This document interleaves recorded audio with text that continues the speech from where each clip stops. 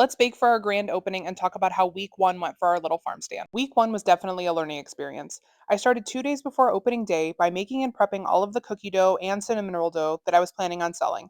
I definitely made way too many different types of cookies and learned my lesson I needed to spread out what I offered more. But I'm so glad I prepped as much as I did on this day because the next day we lost power from the crazy winds we had in Northeast Ohio. After prepping the dough and scooping out all the cookies, I put them in the fridge to sit overnight and bake the following morning. I ended up making brown butter chocolate chip cookies, double chocolate chip cookies, oatmeal cream pies, and peanut butter cookies with a peanut butter drizzle. I then got started on 2 batches of cinnamon roll dough that would also sit in the fridge overnight. The next day, I got started pretty early and I started baking off the cookies one tray at a time. My oven can be really inconsistent, so I was watching them really closely to make sure they came out perfect. As the cookies came out and cooled, I started packaging them right away. And then, in the middle of the last batch of cookies baking in the oven, we lost power. So I packed up everything and headed to my amazing parents' house to use their oven to bake off all of my cinnamon rolls. I was so thankful that they still had power, and I just want to thank my mom for all of her help. My big goal for week one was to sell at least $100 worth of product, and we made $185 between cash and Venmo payments. This week I'm going to focus less on cookies and more on bread products. Here's to hoping this little farm stand gets us closer to buying a farm one day.